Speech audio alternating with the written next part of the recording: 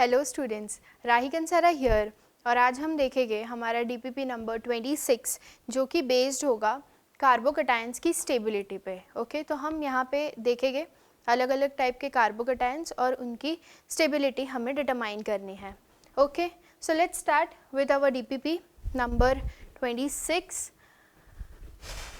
हमें पूछा गया है empty orbital of this carbocation is. Okay, तो यहाँ पे हमारा ये जो बेंजीन है और ये है कार्बोकटायन, ये वाला कार्बन।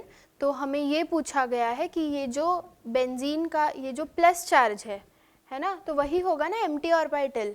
तो वो जो है वो उसका हाइब्रिडाइजेशन क्या है ये हमें डिटरमाइन करना है। तो क्या वो 2p है, क्या वो sp3 है, क्या वो sp2 है, क्या वो sp है। देखो sp3 sp तो ऐसे ही चले जाते हैं क्योंकि बेंजीन रिंग है और हमने इसके पहले वाली डीपीपी में जब कार्बन आयन वाला आया था तब भी मैंने आपको बोला था कि बेंजीन के सारे ही कार्बन्स sp2 हाइब्रिडाइज्ड ही हो गए। ओके, तो यहाँ पे इसका आंसर आता है sp2।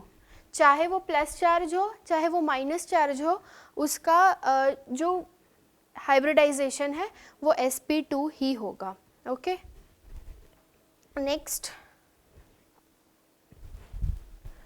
negative charge of which of the following carbon ion is not resonance stabilized। Okay, इसमें से कौन से वाले कौन सा ऐसा कंपाउंड है जो रेजोनेंस स्टेबलाइज्ड नहीं है। तो यहाँ पे देखो, यहाँ पे कॉन्जुगेशन है, ये ऐसे होगा ये ऐसे होगा, राइट। तो यहाँ पे कॉन्जुगेशन हो रहा है, so this is resonance stabilized. यहाँ पे भी कॉन्जुगेशन हो रहा है, ये ऐसे जाएगा, राइट, और ये ऐसे जाएगा, तो यहाँ पे भी कॉन्जुगेशन हो रहा है। अब यहाँ पे देखो क्या है, बेंजीन रिंग है, ये सारे sp2 हाइब्रिडाइज्ड हो गए। तो इसका कैसे होगा, ये ऐसे होता है, राइट, इसके सारे p ऑर्बिटल्स, और ये ऐसे बनाते हैं।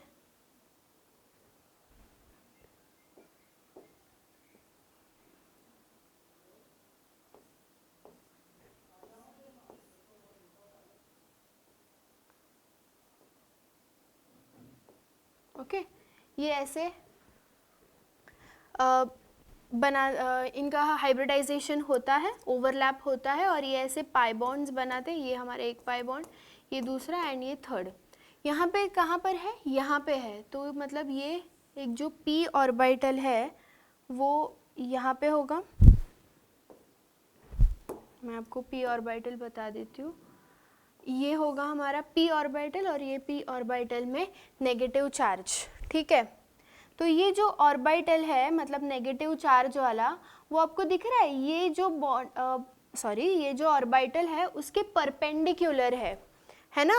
तो ये परपेंडिकुलर होने के वजह से क्या ये हाइब्रिडाइजेशन होगा, मतलब इसका रेजोनेंस हो सकता है क्या, कॉन्जुगेशन हो सकता है क्या, नहीं हो सकता है ना। ये पाई बॉन्ड मतलब ये इसके साथ कॉन्जुगेशन में नहीं है, इसलिए ये पाई बॉन्ड नहीं बना सकता है। तो क्या अगर ये पाई बॉन्ड नहीं बना सकता है तो क्या वो रेजोनेंस करेगा, क्या नहीं करेगा, क्योंकि रेजोनेंस के लिए क्या चाहिए, हमें सारे जो ऑर्बिटल्स है वो पैरेलल होने चाहिए।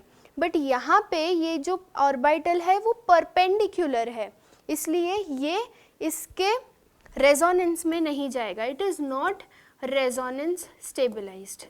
ओके, यहाँ पे देखेंगे तो यहाँ पे देखो ये माइनस चार्ज यहाँ जाके भी करेगा या ये ऐसे जाके भी करेगा रेजोनेंस, मतलब ये कॉन्जुगेशन में है। तो ये A, B एंड D सारे रेजोनेंस स्टेबलाइज्ड है, बट यहाँ पे क्योंकि जो नेगेटिव चार्ज है वो परपेंडिकुलर होता है p ऑर्बिटल के, इसलिए वो कॉन्जुगेशन में पार्टिसिपेट नहीं कर सकता है, तो it is not resonance stabilised.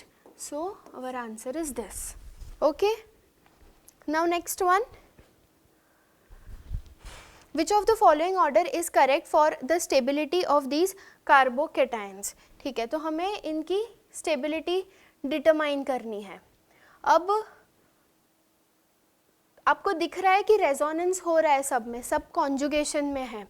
एक तो ये भी होगा, ये जो ऑर्बिट इसके जो लोन पेयर है वो प्लस एम, ये प्लस एम शो करेंगे, तो प्लस एम के वजह से ये भी कॉन्जुगेशन में पार्टिसिपेट करेंगे, right.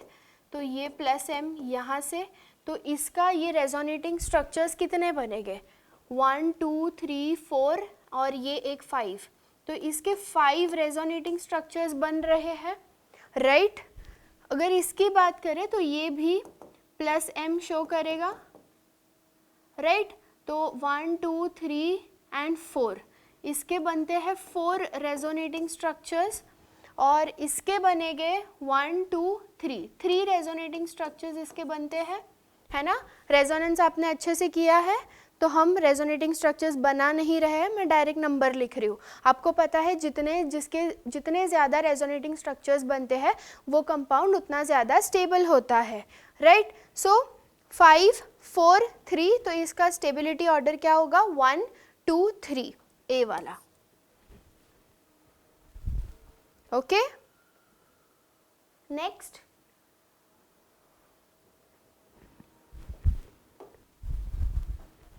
Which of the following order is correct for the stability of these carbocations? ठीक है, ये जो कार्बोकटायन है उसकी हमें स्टेबिलिटी डिटरमाइन करनी है, तो ये कैसे स्टेबल होगा, यहाँ पे प्लस एम शो करेगा, ये पहले भी हमने देखा, यहाँ पे भी नाइट्रोजन प्लस एम शो करेगा, है ना।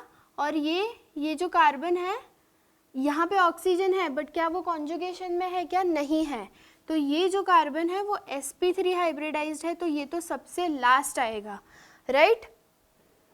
फिर हमारे पास क्या है, ये अब इन दोनों में से कौन अच्छे से इलेक्ट्रॉन देगा, तो नाइट्रोजन ज़्यादा अच्छे से, नाइट्रोजन पे प्लस चार्ज थोड़ा ज़्यादा स्टेबल होता है एज़ कम्पेयर टू ऑक्सीजन पे, इसलिए 2 1 एंड 3 ऐसा कुछ है क्या, यस, ये वाला 2 1 एंड 3, क्योंकि ये ज़्यादा अच्छे से देगा, फिर ये और ये तो लास्ट में।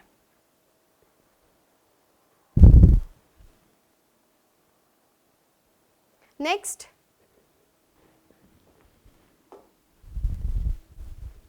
Which of the following order is correct for the stability of these carbocations? तो ये आपको कार्बोकेटाइंस दिए हैं, आपको इनकी स्टेबिलिटी ऑर्डर फाइंड आउट करनी है।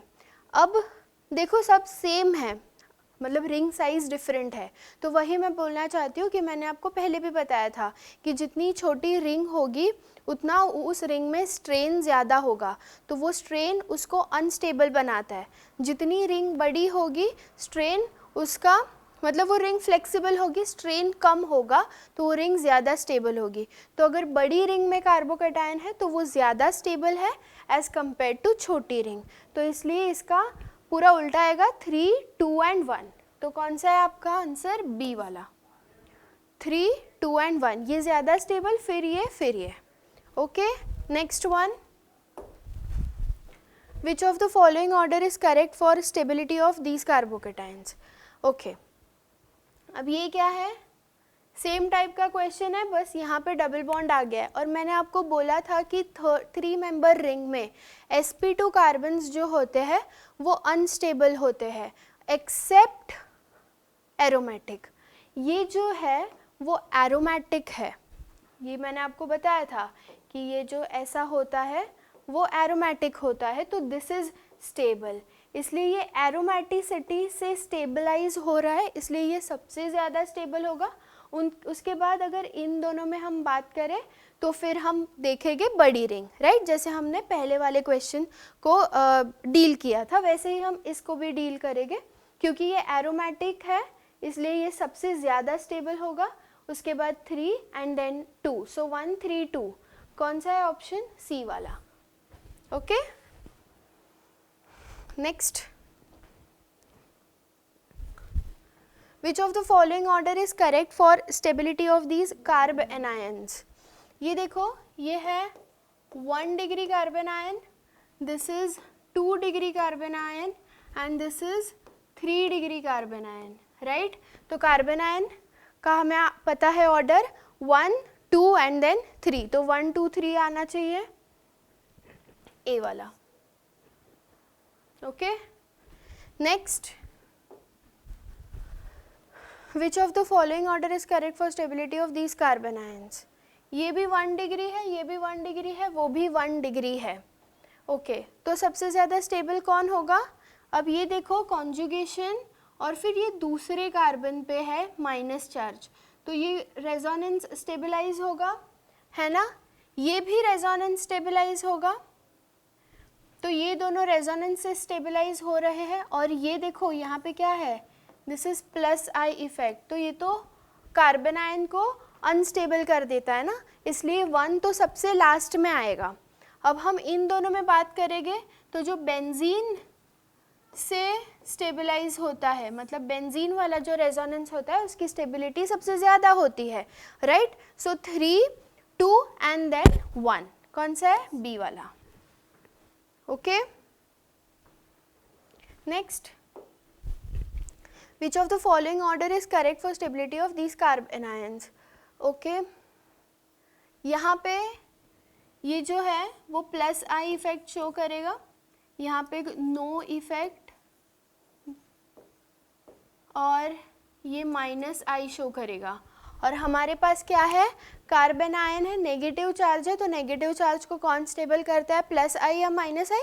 माइनस आई उसको स्टेबल करता है, इसलिए माइनस आई वाला सबसे पहले, उसके बाद नो इफेक्ट और फिर प्लस आई, क्योंकि प्लस आई सबसे ज़्यादा अनस्टेबल कर देता है कार्बन आयन को।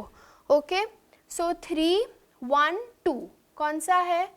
3, 1, 2 C. Okay next, which of the following order is correct for stability of these carbon ions? अच्छा ये सारे कार्बन आयन पे है और मैंने आपको बोला कि वो कार्बोकेटायन पे है, बट एक्चुअली मिक्स्ड है। ओके माइनस आई शो करेगा, ये भी माइनस आई शो करेगा और ये भी माइनस आई शो करेगा, तो सबसे ज़्यादा कौन होगा? फिर डिस्टेंस देखते हैं ना, माइनस आई, तो ये सबसे नियर बाय है, इसलिए ये ज़्यादा स्टेबल, फिर ये 1, 2, 3 ए वाला। Okay next, okay so with this we complete our DPP number 26 जो कि था स्टेबिलिटी ऑर्डर पे। नेक्स्ट DPP में हम देखेंगे heat of combustion and heat of hydrogenation, ऐसे मिक्स क्वेश्चंस है वो हम देखेंगे नेक्स्ट DPP में। तो इसमें मेन जो पॉइंट्स थे क्लियर करने का, मतलब ये DPP का एम क्या था, तो ये कि आपको जब बेंजीन sp2 कार्बन जो है उसके साथ अगर प्लस चार्ज है, माइनस चार्ज है, तो फिर वो कैसे स्टेबलाइज होता है, ये सारा थोड़ा बहुत कंसेप्ट आपको क्लियर करने के लिए ये DPP बीच में लाया गया था। तो आई होप कि आपका ये कंसेप्ट हो गया होगा क्लियर, आपको थोड़ा और अच्छे से एक पर्सपेक्टिव मिला होगा सॉल्व करने के लिए। ओके तो हम मिलते हैं अब नेक्स्ट DPP के साथ। Till then keep learning, keep studying, bye bye, all the best.